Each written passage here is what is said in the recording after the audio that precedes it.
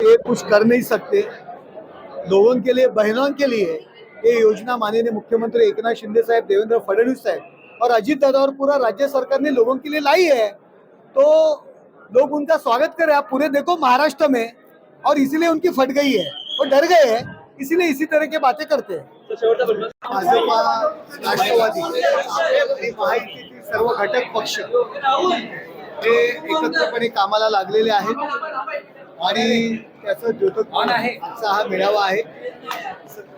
महायुतीतील सर्व घटक पक्षांचे कार्यकर्ते एकत्र येऊन विधानसभेचं जे रणशिंग फुंकलेलं आहे आणि या महाराष्ट्रावर पुन्हा एकदा महायुतीची सत्ता आणण्याकरता सिद्ध होत आहे। सर, कार्यकर्त्यांमध्ये नाराजी पाहायला मिळत होती। महायुतीमध्ये ही व्यक्त करत होते कार्यकर्त्यांची कशा प्रकारे समजूत घेतली? हे बघा, नाराजी वगैरे काही नाही आहे। घर आहे, 3 घरं एकत्र येऊन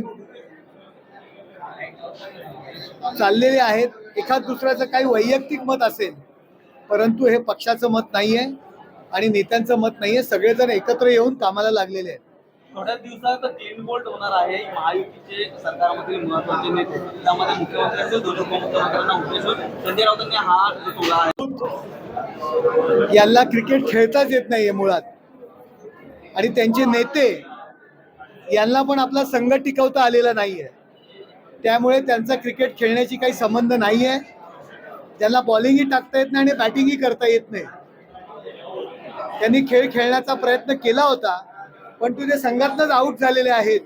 माननीय मुख्यमंत्री एकनाथ शिंदे साहेब यांनी 2 वर्षापूर्वी त्यांना क्लीन बॉल केलेलं आहे, त्यामुळे त्यांनी कोणाला क्लीन बॉल करण्याची किंवा आउट करण्याची भाषा करू नये।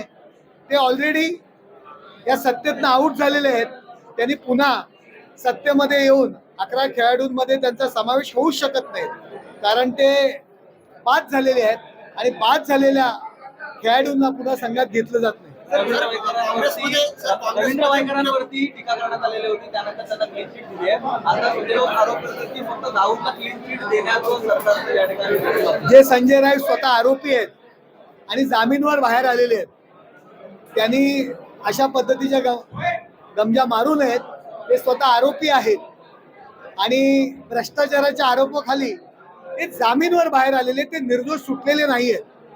सर, तुम्ही कसं बघता? रवींद्र वायकर काही दिवसांपूर्वी ठाकरे गटामध्ये होते, तेव्हा ते प्रचंड आरोप झाले होते, मात्र काही दिवसांमध्ये ते शिंदे गटामध्ये आले, शिवसेनेमध्ये आले, आणि त्यानंतर बघा, पोलिसांनी ती चौकशी केलेली आहे आणि त्याच्यामध्ये जर ते निर्दोष जर आढळत असतील तर पोलिसी तपासाचा तो भाग आहे। कारण त्यांनी स्वतःहून आधी खंत व्यक्त केली होती की माझ्यावरती आरोप होत आहेत, त्यामुळे मी माझ्या मला काय याची कल्पना नाही त्यांनी कधी काय आरोप केले, ते आता आमचे खासदार आहेत एवढं मला माहिती आहे। सर, एकीकडे महाविकास आघाडी सरकार येण्याच्या आधी काँग्रेसने मुख्यमंत्री पदासाठी जे आहे लॉबिंग सुरू केलेली आहे। इकडे बाळासाहेब थोरात मुख्यमंत्री बाळासाहेब थोरात महाविकास आघाडीचे उमेदवार असतील, सरकार येण्याच्या आधीच त्यांचा अधिकार आहे, त्यांच्या जागा जास्त आलेल्या आहेत आणि त्यांच्या मतांवर इतर लोक निवडून आलेले आहेत, त्यामुळे निवडणुकीला जर ते सामोरं जाणार असतील तर काँग्रेस पक्षाचा अधिकार आहे। त्यांचा जो नेता आहे तो महाराष्ट्राचा मुख्यमंत्री बनेल ही मागणी ते करू शकतात, पण ज्यांचा अधिकार नाहीये, ज्यांचे स्वतःचे किती खासदार निवडून आले तुम्हाला माहिती आहे आणि कोणाच्या जीवावर आलेले आहेत,